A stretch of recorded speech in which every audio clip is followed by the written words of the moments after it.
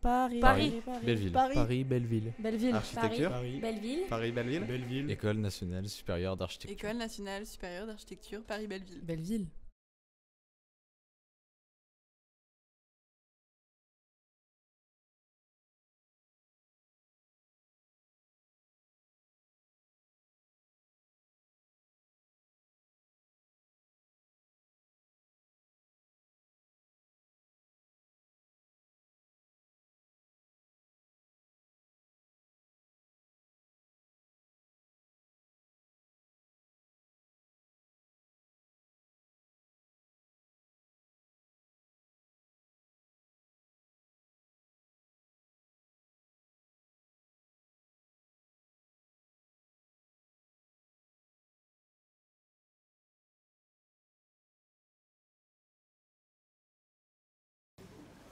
Bonjour chers amis et merci de votre présence. Et merci à Pascal encore une fois de l'organisation de ces séances Histoire de ma thèse. Aujourd'hui c'est une séance un peu particulière, mais bon avec Angèle de Noyelles c'est un peu particulier, puisque Angèle a déjà soutenu sa recherche doctorale l'année dernière, et donc c'est une présentation ex post et non pas ex ante comme on les fait habituellement. Mais ce qui a donné l'occasion à Philippe Simet de pouvoir lire la thèse afin de préparer la séance d'aujourd'hui. Donc Angèle, on la connaît, elle est maître de conférences associée à l'école, paysagiste de formation, donc docteur de l'école doctorale Ville, Transport, Territoire, et également elle a été lauréate de la bourse Maurice Hunt. Richard Maurice Hunt en 2022. Elle aura comme répondant Philippe Simet, qu'on connaît aussi, maître de conférence à l'école, docteur en philosophie. Philippe est également co-directeur de Métropolitique, la revue en ligne, entre autres occupations, je ne vais pas toutes les énumérer, sont nombreuses, et donc je vous remercie tous les deux de votre présence à cette séance Histoire de ma thèse. La parole est à Angèle, je me retire un peu symboliquement. Je serai de retour en fin de séance pour peut-être vous donner la parole si vous avez des questions à adresser à nos deux débatteurs. Merci. Bonjour à tous, merci beaucoup et de m'avoir invité à parler aujourd'hui et d'être venu assister à cette discussion.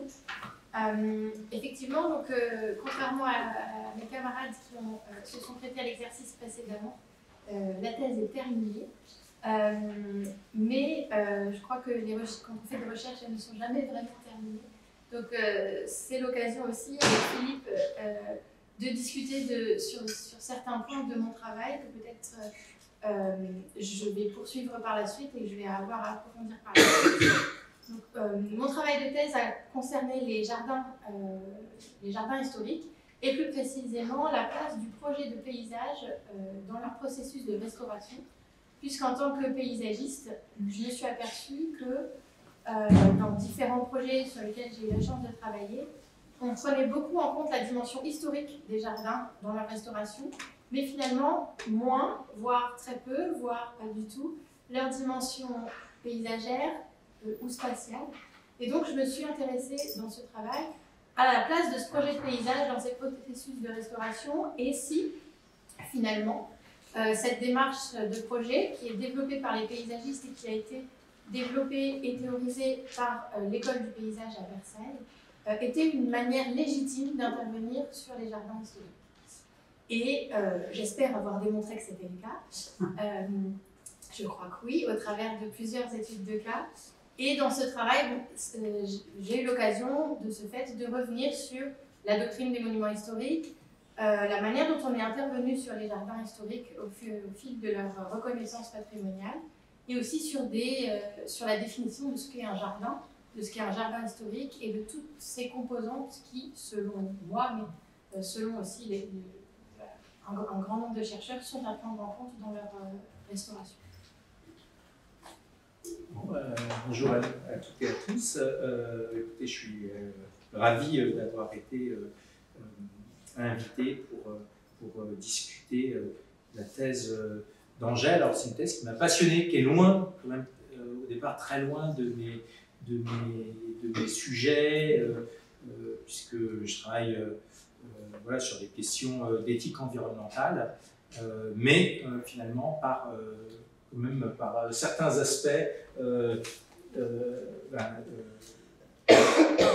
ton travail de thèse voilà, a croisé les questions qui m'intéressent. Voilà, donc j'ai été vraiment extrêmement passionné par ton travail. Ça donnait lieu à des discussions familiales aussi, je veux dire, pendant les repas, c'était assez intense. Bon, et alors voilà, pour moi, il y a deux axes. Il y a le premier axe, c'est en gros comment les jardins historiques sont devenus des objets ou des espaces de considération patrimoniale, et puis à partir de quels critères se sont pensés leur prise en charge. Et puis il y a un autre axe qui est sous-jacent, qui est qu'est-ce que ça veut dire conserver quelque chose de vivant, un espace qui se transforme sans cesse. Donc, là, on a l'impression d'être dans une forme de contradiction dans les termes. Comment on fait pour voilà, penser cette espèce de double injonction. Alors, j'ai un certain nombre, peut-être d'abord, de questions, de choses voilà, où j'aimerais bien t'entendre. Donc, voilà, une partie du travail revient sur les différentes conceptions du patrimoine, Viollet-le-Duc, Ruskin, Boiteau, et puis comment s'est élaborée la position française centrée autour de l'unité architecturale, stylistique, de la valeur historique.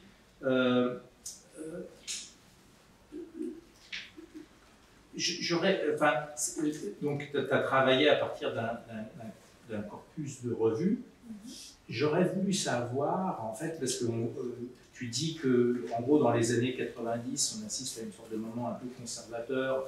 On a cette idée du jardin monument un peu figé, etc. Ce n'était pas le cas avant. Donc, j'aurais voulu savoir deux choses. D'abord, un peu sur les rapports de pouvoir entre les différents acteurs en place. Comment ça se fait que, est-ce qu'il y a eu des controverses, par exemple, qui ont été portées à ces moments-là, ou voilà, des conflits de représentation sur des façons de parler du patrimoine, parce qu'on a l'impression que ça a l'air de faire consensus, mais j'aurais voulu savoir s'il y avait plus de dissensions que ça, et s'il y avait des moments de tension, des luttes de pouvoir peut-être. C'est la première chose. Et puis peut-être le deuxième point aussi, je me suis demandé qu'est-ce qui se passe, parce que tu parles de la charte de Rome, de Florence, de Venise et de Florence, pardon, et qu'est-ce qui se passe dans les autres pays au même moment, en fait? Par exemple, au Royaume-Uni, est-ce qu'on a une conception similaire sur la patrimonialisation des jardins, ou est-ce que c'est des débats qui sont complètement différents? Enfin, comment comprendre, en fait, c'est ça la question que je me suis posée, comment comprendre que ce moment conservateur s'installe en France dans les années 90, puis qui dure quand même un peu longtemps.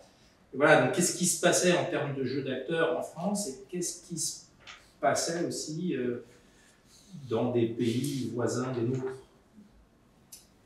Alors, pour expliquer un peu à l'auditoire, effectivement, pour pouvoir étudier la manière dont on intervient dans les jardins historiques aujourd'hui et savoir si le projet de paysage et donc une approche plus paysagère était légitime dans les jardins historiques, je me suis intéressée à la manière dont on avait perçu et dont on était intervenu sur les jardins historiques et sur les monuments historiques en France, puisque mon corpus d'études était français.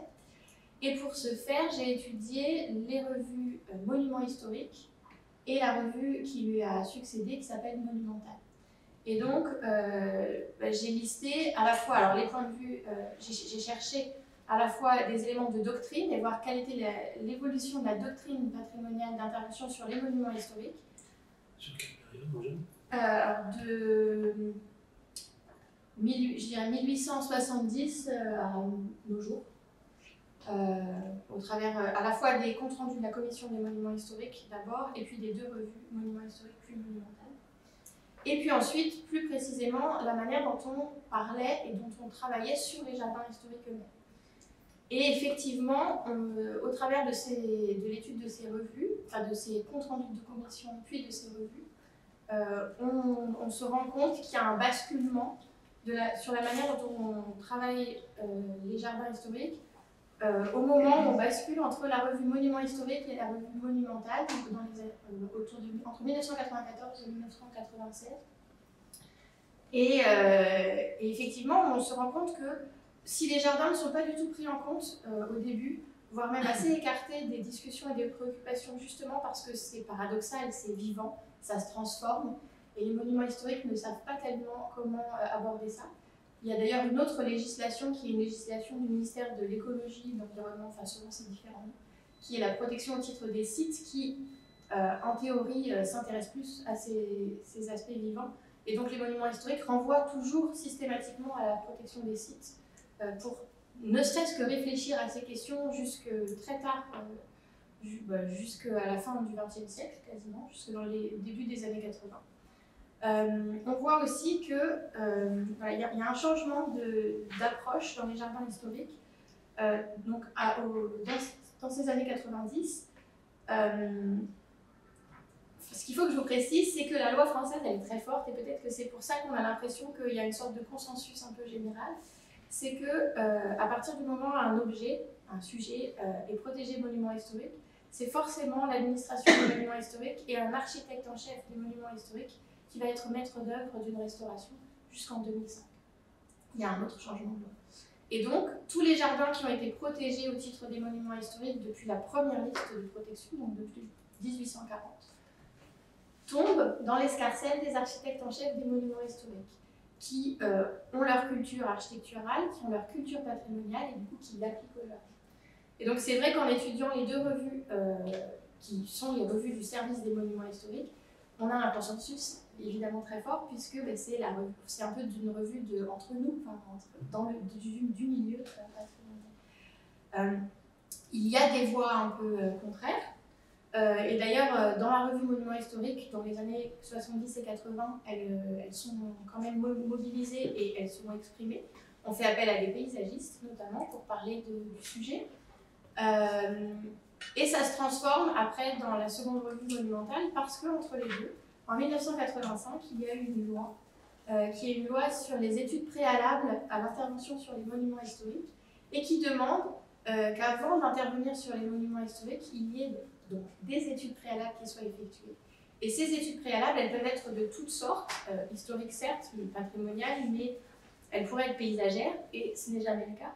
Et donc les architectes en chef des monuments historiques, évidemment, ils font beaucoup d'études historiques de plus en plus sérieuses, et ces études historiques prenant de plus en plus de place, c'est l'argument qui devient de plus en plus important pour justifier les interventions de restauration. Et de ce fait, on devient de plus en plus historiciste dans la restauration des monuments et donc des jardins. Et c'est pour ça qu'il y a ce basculement en fait. Alors qu'avant, puisqu'on ne connaissait pas vraiment le sujet, on allait demander l'avis, on donnait la parole à des gens qui peut-être connaissaient le sujet. Et notamment les paysagistes qui sont interviewés dans les revues. Et on voit aussi que avant cette loi, il y a vraiment une sorte de recherche de compétences, c'est-à-dire qu'on peut s'associer à des gens pour travailler sur les jardins historiques. Et après cette loi, puisque le critère historique devient le plus important, finalement on finit par estimer qu'il n'y a plus tellement de besoin d'aller chercher des compétences sur le vivant ou sur le paysage, puisque un jardin historique étant historique, c'est cette histoire qu'on va chercher à renouveler. Ça se corrèle un petit peu avec le fait que les enseignants de l'école de Chaillot, qui est l'école qui forme les architectes du patrimoine et donc ensuite les architectes en chef des monuments historiques, qui est la seule école qui formait à l'époque les architectes du patrimoine, avant que le DSA ouvre à Belleville. L'enseignant de référence sur les jardins, c'est Pierre-André Lablaude, qui est l'architecte en chef de Versailles, et qui est un passionné d'histoire, et donc évidemment, c'est son leitmotiv principal. Mais comment ces architectes français se positionnent par rapport à des démarches, par exemple, qu'il peut y avoir au Royaume-Uni? Est-ce que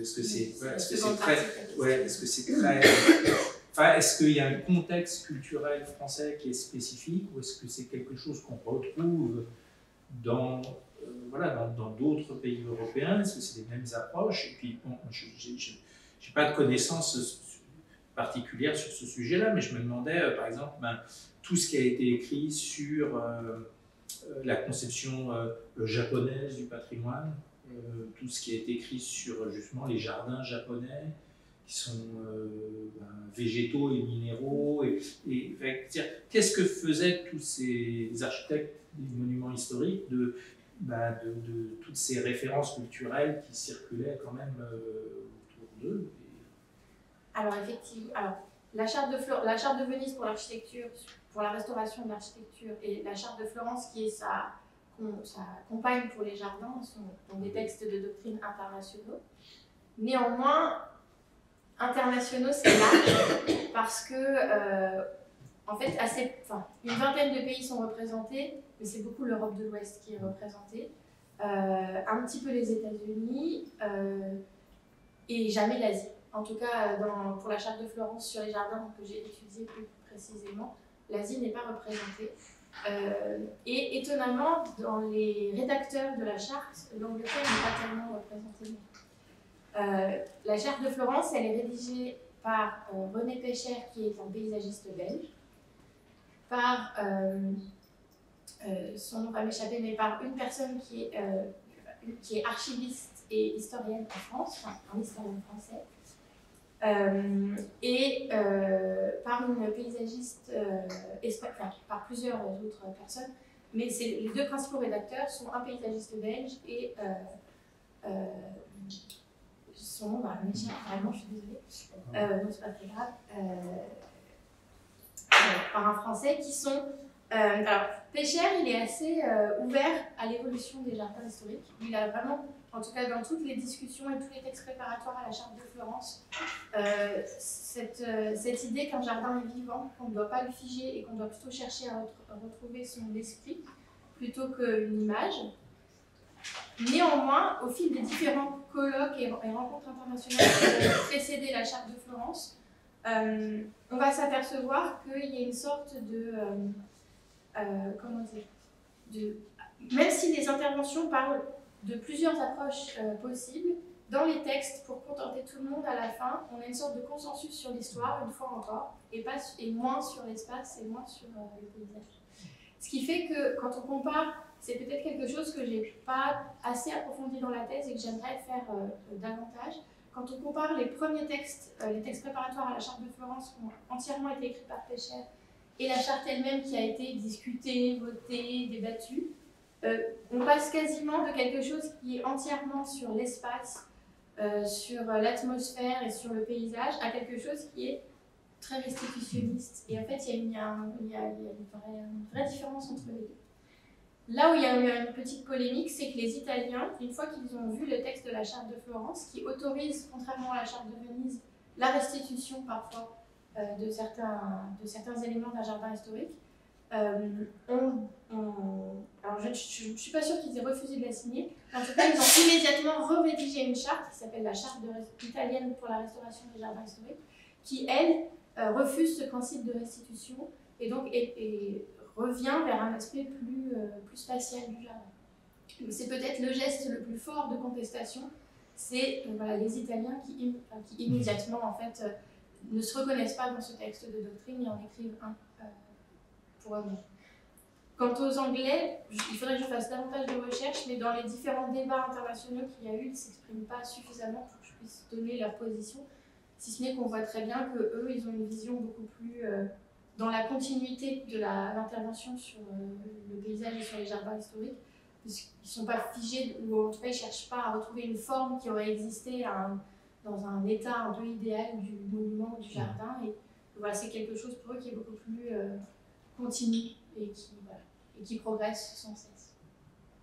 Alors, dans ta thèse, là, on voit bien comment finalement le point de vue historiciste qui va prédominer dans la prise en compte de la dimension patrimoniale des jardins, finalement conduit quand même à les réduire soit juste à une conception dont il faudrait reproduire l'exactitude, soit à les réduire au rang de décor, et puis comment ça rentre en contradiction finalement avec, disons, une approche plus phénoménologique du jardin, le jardin comme espace vécu, comme, voilà, le jardin comme espace, pas le jardin comme objet.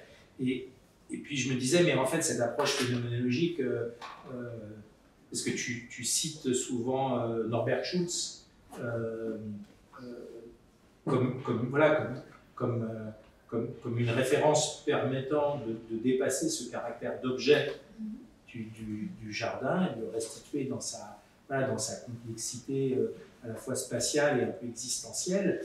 Mais c'est une démarche qu'il a d'abord appliquée à l'architecture. Alors je me disais, est-ce que finalement cette prise en compte de la réalité du jardin, de cette réalité complexe du jardin, elle conduit tendanciellement à changer le regard qu'on a sur le patrimoine dans son ensemble? Je crois que oui. Enfin, je pense que je ne suis pas la première à dire ça, donc ce n'est pas du tout une position personnelle que je présente et que je défends ici, mais l'architecture et que ce soit le patrimoine et l'intervention dans le patrimoine, qu'il soit architectural ou jardin, c'est pas différent en réalité. C'est-à-dire que Norbert Schulz effectivement a écrit un livre sur le Genius Loci, mais il y a d'autres architectes. Il y a même un architecte en chef des monuments historiques qui s'appelle Yves-Marie Froidevaux, qui revient souvent dans ses écrits sur cette idée que au-delà du jardin et de l'architecture, un espace, c'est quelque chose dans lequel c'est une entité dans lequel effectivement on vit. C'est un milieu, et en tant que milieu, il amène des émotions, il amène des choses qui ne sont pas concrètes, qui ne sont pas perceptibles. Et donc, effectivement, le fait que le jardin, lui, soit vivant, entre guillemets, c'est-à-dire composé de matériaux vivants, donc périssables, et en tout cas en mouvement, en transformation perpétuelle et en mouvement, nous donne peut-être des indications, des indices d'un processus qui va plus vite que pour l'architecture, mais finalement c'est le même processus, c'est-à-dire comment, lorsqu'on travaille sur quelque chose, on doit prendre en compte ce quelque chose en tant qu'entité et pas comme objet sur lequel on va tout pouvoir. Alors, je disais tout à l'heure qu'il y avait il y avait deux axes, puis il y avait un axe pour moi qui est quand même un axe assez philosophique en fait, parce que il y a à la fois tous ces débats sur qu'est-ce que ça veut dire faire du jardin un objet patrimonial ou un espace de considération patrimoniale, et puis il y a derrière, de façon sous-jacente, il y a toutes ces tentatives pour appréhender autrement le jardin. Est-ce que c'est un espace vécu? Est-ce que c'est un objet? Est-ce que c'est un espace vécu? Est-ce que c'est une entité vivante? Et comment est-ce qu'on pense, son identité? Donc je parlais tout à l'heure de la phénoménologie, mais dans le fond, cette question-là, c'est-à-dire comment est-ce qu'on pense l'identité de quelque chose qui se transforme sans cesse, c'est une des expériences de pensée les plus anciennes de la philosophie. Ça s'appelle des fois les paradoxes du bateau de Thésée.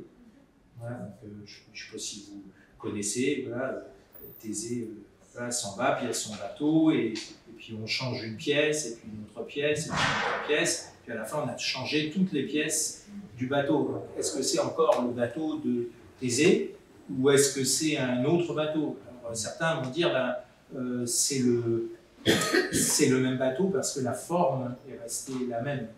La matière a changé, mais la forme est la même. Puis d'autres vont dire exactement le contraire. Ils vont dire, ben non, en fait, la forme peut s'altérer, mais en fait, la matière, c'est la matière qui compte. Et puis d'autres vont dire, ah ben non, en fait, c'est le statut, c'est ni une histoire de matière, ni une histoire de forme, c'est parce que ce bateau, c'est celui de Thésée. Puis en fait, cette espèce de paradoxe philosophique qui traverse quand même toute la pensée des sciences sociales, parce que nous, les anthropologues, sont intéressés aux traditions. Qu'est-ce que c'est qu'une tradition? Puis est-ce que c'est son contenu qui est immuable?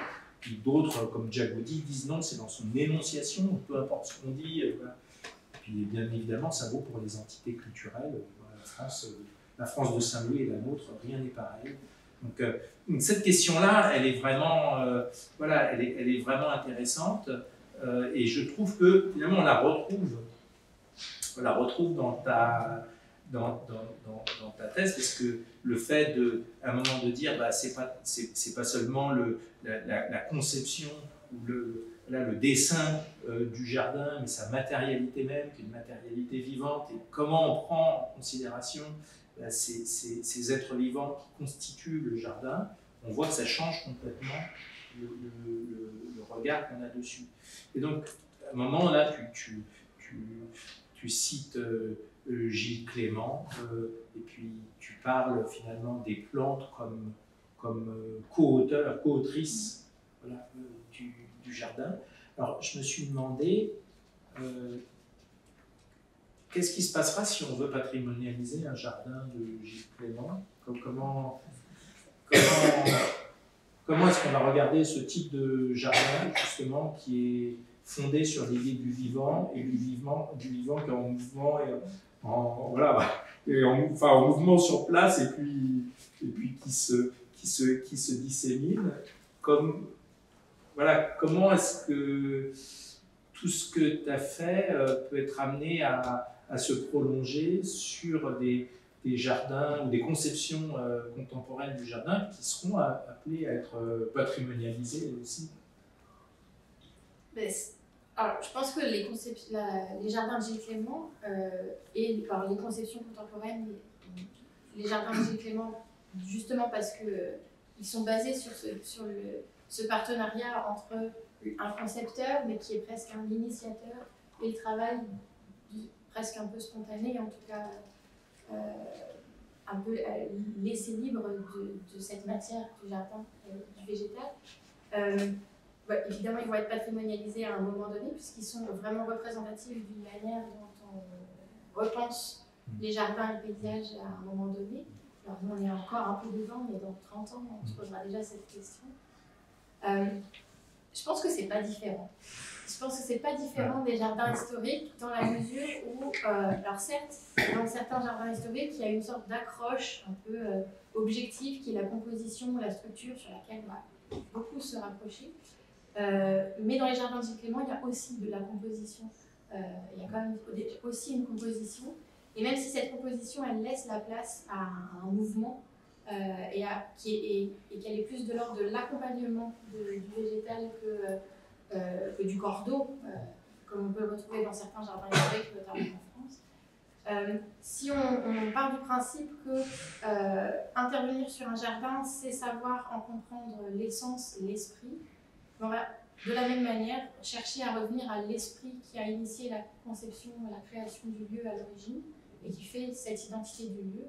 Et j'espère que du coup, on ne voudra pas figer quelque chose, mais qu'on comprendra qu'au contraire, l'esprit de cette œuvre, parce que ça reste, c'est une œuvre, c'est ce mouvement. Et qu'on arrivera à continuer à l'accompagner. Alors après, il y a cette question de ça va grandir, et puis ça va mourir. Et donc, est-ce qu'on peut accompagner ce mouvement sans qu'il y ait disparition à un moment donné et redépart à zéro, ou pas? C'est une des questions que je me suis posée, puis en me souvenant aussi de tout ce que tu disais sur Ruskin, l'idée que finalement on accompagne le bâtiment jusqu'à sa disparition complète. Et puis du coup, ça m'a interrogé sur comment est-ce qu'on doit penser le patrimoine? Est-ce que le patrimoine, le geste patrimonial, est-ce que c'est une question finalement de maîtrise, par exemple de maîtrise dans un diagnostic à travers une étude historique, à travers la mobilisation de documents, de démarches scientifiques, ou est-ce que c'est une question de relation? Est-ce que l'enjeu c'est de la maîtrise ou est-ce que l'enjeu c'est la relation? Et si on dit que le jardin c'est une entité vivante, ça veut dire que le jardin il a une altérité, ça veut dire que c'est une pensée de la relation, ça ne peut pas être une pensée de la maîtrise. Parce que si l'objet c'est de maîtriser une altérité, c'est une forme de violence, ça veut dire que c'est à l'égard du jardin. Et donc du coup dans ce déplacement-là, pour moi du coup j'ai rebasculé sur une vision plus ruskinienne en disant mais dans le fond voilà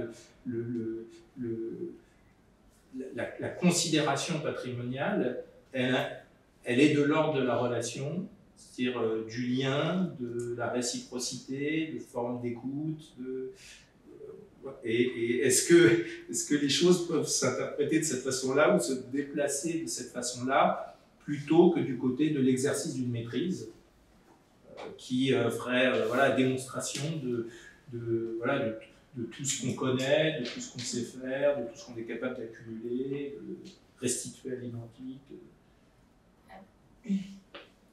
Alors, je pense idéalement, il faudrait effectivement que ce rapport au patrimoine se déplace de la maîtrise à la relation et à cette sorte de partenariat entre un maître d'œuvre et un sujet. Je ne vais pas dire un objet, parce que justement, je ne vais pas rentrer dans l'objet, mais entre un maître d'œuvre et un objet, un sujet.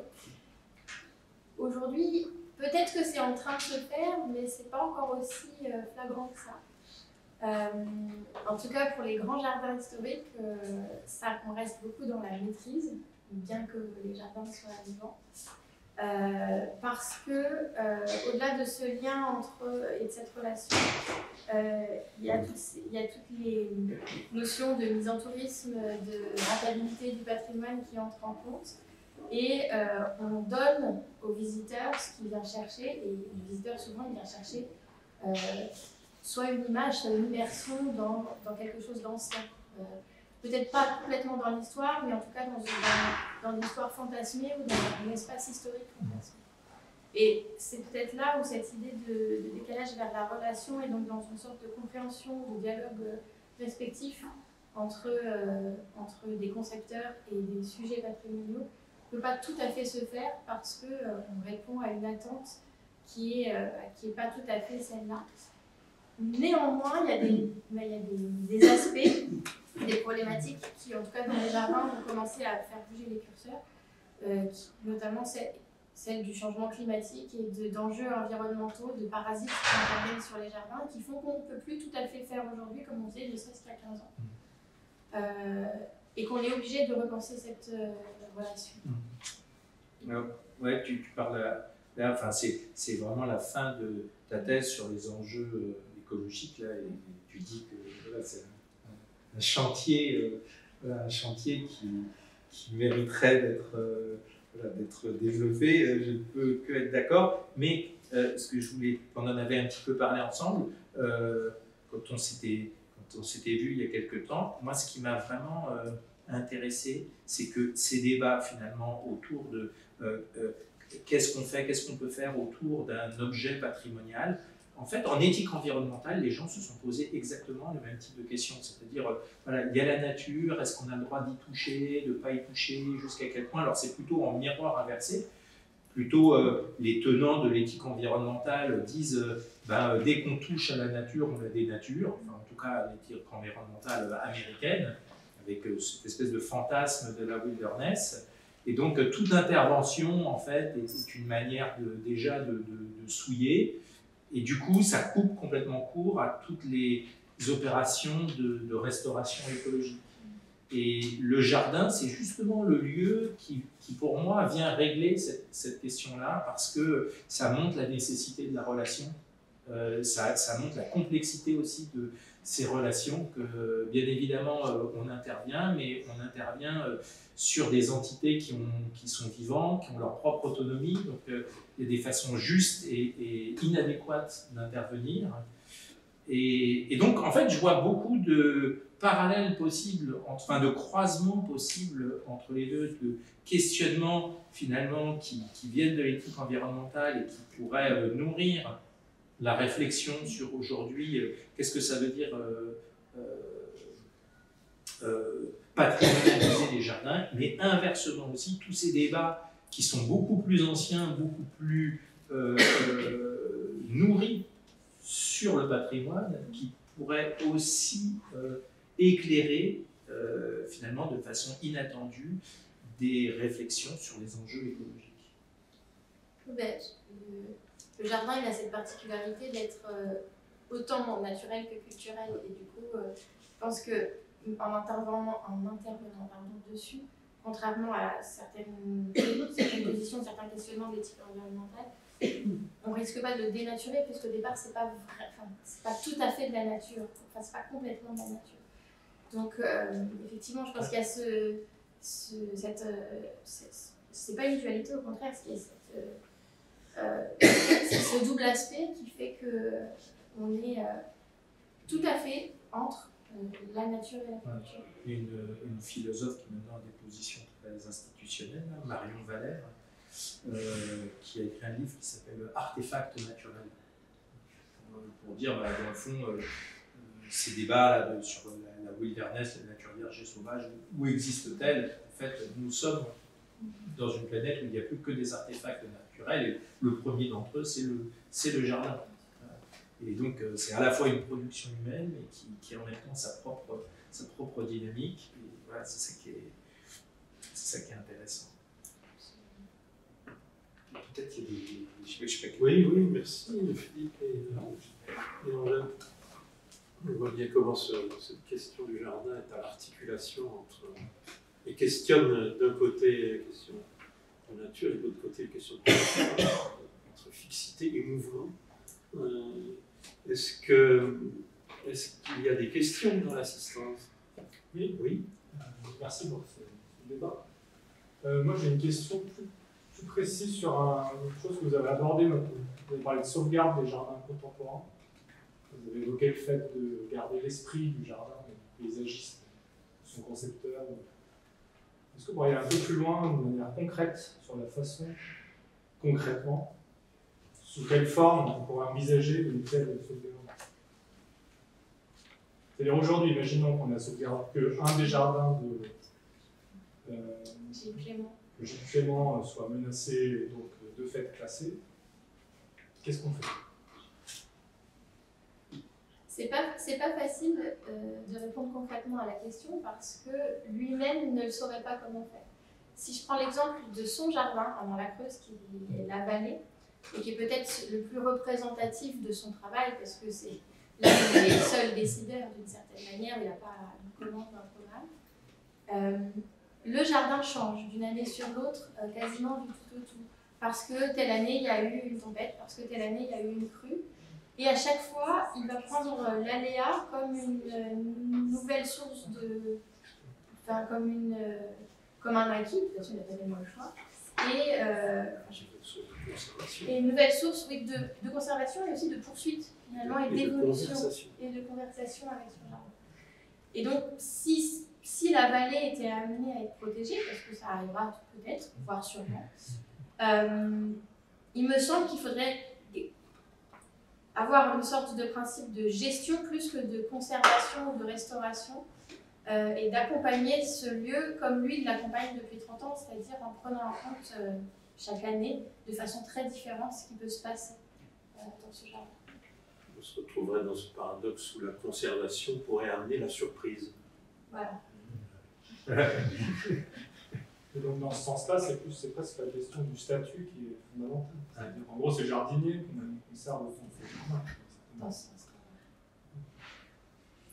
Je parlais de la crue parce que justement, il y a une composition dans le jardin et il y a tout un pan de... Alors je ne sais plus si il y a tout un pan du jardin qui est parti avec la rivière. Donc là la composition d'origine, finalement, a déjà été transformée, a déjà disparu. Et on fait avec. Il n'est pas question de refaire comme avant. Est-ce que c'est pas ça la conception reskinienne du patrimoine? Est-ce qu'on retombe cette idée de compagnonnage Ouais, mais Ruskin, il accompagne jusqu'à la disparition. Oui, Là, jusqu'à la ruine. jusqu'à la ruine. Ah oui. Là, l'idée, c'est de peut-être Oui, pas aller jusqu'à ouais. la ruine. C'est quand même de faire en sorte Accompagne en que ça- faisant. Voilà, d'épargner. Qu'est-ce qu'une ruine de jardin d'ailleurs? Oui, Frédéric. Non, moi, je voulais peut-être revenir aussi sur un élément que vous avez abordé dans le débat, à savoir les différentes doctrines, enfin, les conceptions hors du territoire national. Et je me posais la question, est-ce que finalement les controverses, les discussions ne se trouvent pas ailleurs que dans les organes qui portent l'entreprise patrimoniale?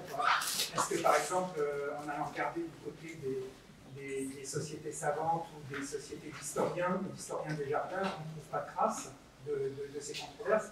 Et est-ce qu'à ce moment-là, et alors, ma question, ça serait la suivante, parce que est-ce que les organes patrimoniaux, c'est-à-dire qu'ils sont un peu perméables, ou est-ce qu'ils y font écho d'une manière ou d'une autre?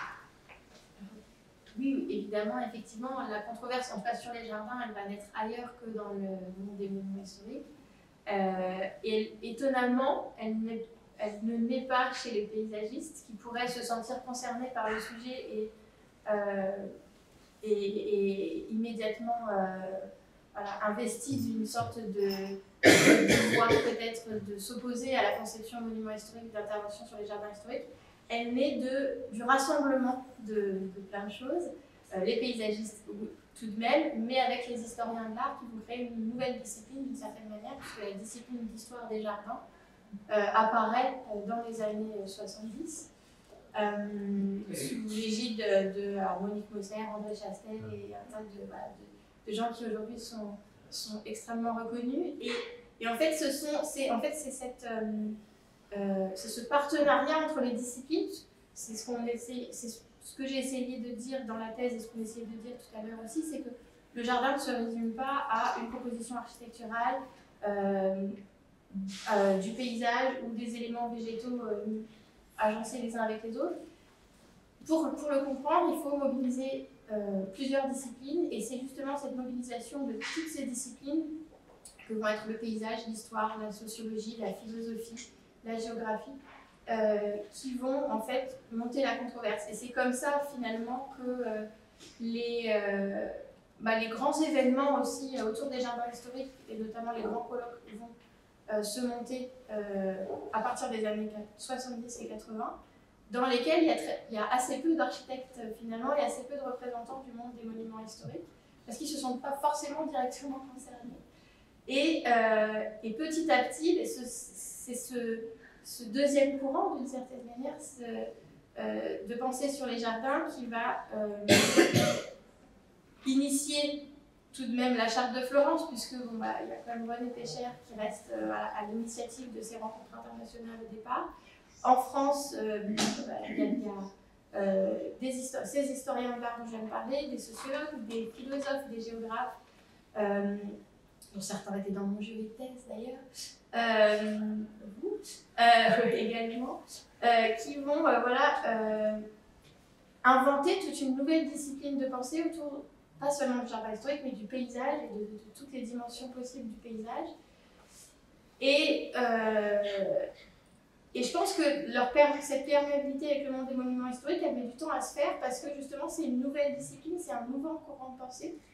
Et je l'ai bien vu dans l'étude d'un certain nombre de textes décrits, pas uniquement dans les revues que j'ai étudiées, mais dans pas mal soit de comptes rendus de séances de protection, mais aussi dans pas mal d'avis sur des projets, notamment dans le cas du musée Rodin, des avis de la part des monuments historiques sur le projet de Jacques Gard pour restaurer le jardin. On voit qu'à ce moment-là, les monuments historiques ne pensent même pas à cette discipline qui sera le paysage, ou le projet de paysage, peut-être parce que c'est trop jeune pour être pris au sérieux, je ne sais pas, c'est très caricatural. Mais il y a vraiment cette... plusieurs fois, on voit apparaître le terme paysagiste avec des guillemets, comme si ce n'était pas un vrai métier, comme si ce n'était pas une véritable discipline. Et donc, maintenant que cette discipline est avérée, reconnue, qu'il y a des publications régulières, voilà, je pense que ça va de plus en plus se communiquer. Néanmoins, on voit, si je ne prends là comme exemple que les très grands jardins aujourd'hui, les très grands jardins historiques, il faut que le ministère impose la présence d'un paysagiste pour qu'il y en ait un, parce que c'est toujours pas une évidence. Donc ça va encore mettre un peu de temps. Bien que voilà, maintenant, cette discipline qui est pluridisciplinaire, en réalité, a désormais toutes ses lettres de noblesse et toute sa légitimité scientifique. Sinon, Jade, est-ce qu'il y a d'autres questions dans l'assistance? Oui, Julien. Merci pour ces échanges. Et en fait, en vous écoutant, je crois qu'il y a un mot qui n'a pas été prononcé du tout. C'est le mot authenticité. Pourtant, il est sous-jacent, il est latent dans tous les échanges. Et ce mot authenticité, ça me fait penser aussi au document de Nara en 1914. Ce moment de remise en question justement de l'approche très occidentale du patrimoine qui a infusé beaucoup dans les milieux de l'architecture. J'aurais aimé savoir justement s'il avait aussi infusé dans le milieu des jardins historiques. Tu parlais tout à l'heure de 1994 aussi comme un point de basculement entre, si j'ai bien entendu, entre la revue monument historique et la revue monumentale. 94-96, donc c'est concomitant en fait. Est-ce que ce mouvement de Nara, il a eu un impact aussi sur la ligne éditoriale de Monumental et sur l'approche des jardins historiques? Alors le document de Nara, c'est difficile à évaluer, notamment parce que je ne l'ai pas étudié son impact. Globalement, les services des monuments historiques et le monde des monuments historiques est assez peu perméable aux textes doctrinaux internationaux. C'est-à-dire que la Charte de Venise, qui est pourtant le texte international d'intervention sur le patrimoine bâti, n'est pas mentionnée dans la revue Monuments historiques au moment au moment du colloque et de sa signature. La Charte de Florence non plus. Voilà. On n'en parle pas. Ça existe sans doute, mais en tout cas, ce n'est pas relayé dans les publications officielles. Je n'ai pas regardé pour le texte sur Nara, donc je ne saurais pas te répondre là-dessus. Je sais en revanche, que Pierre-André Labaude, qui était la personne en charge des courses d'intervention sur les jardins historiques à l'école de Chaillot, lui avait un cours spécial sur sur le texte de Nara. Avec cette idée qui allait relativement dans la manière dont il avait de travailler, en tout cas sur les jardins, que cette idée d'authenticité elle est très différente selon les pays. Et lui, il s'intéressait, de ce que j'ai pu en lire, beaucoup à l'approche japonaise notamment, qui revient finalement, qui reconstruit à neuf quelque chose pour retrouver en fait le monument et lui redonner une durée de vie, en général c'est 200 ans il me semble. Donc évidemment, ça correspondait assez à son approche restitutionniste de refaire pour perpétuer. On n'a pas prononcé ce mot authenticité, effectivement, parce qu'il est très compliqué. Et que dans les formations patrimoniales, on prend l'exemple du bateau de Thésée justement pour discuter de cette notion d'authenticité. Moi j'aime bien aussi l'exemple de l'être humain, c'est-à-dire qu'on a toutes nos cellules qui se régénèrent et qui se remplacent totalement tous les 7 ans. Et donc est-ce qu'on est moins nous-mêmes qu'il y a 7 ans et moins nous-mêmes que dans 7 ans? Il y a toute cette c'est une notion que j'ai essayé de développer un peu dans la thèse sans vraiment pouvoir vraiment apporter une réponse parce que je crois qu'il y en a pas. Puis je trouve qu'elle est très, enfin, c'est un terrain glissant, les questions de l'authenticité. En esthétique, justement, quand je suis tombé sur ces passages, je me suis dit qui en parle vraiment? Puis bon, moi j'ai en tête l'idée de l'œuvre d'art à l'ère de sa reproductibilité technique de Walter Benjamin, 1935-1939, dans ces deux versions. Où Benjamin dit c'est qu'à partir du moment où on commence à reproduire en masse, que l'idée d'authenticité apparaît et qu'elle s'attache à la dimension matérielle. Avant, ça n'a pas de sens de parler d'authenticité d'une œuvre tant qu'il n'y a pas eu des reproductions et tant qu'il n'y a pas eu un rapport collectif à ces reproductions. Donc l'identité, pour moi, c'est plus simple que authenticité qui je sais pas, qui est toujours un peu suspect comme émotion.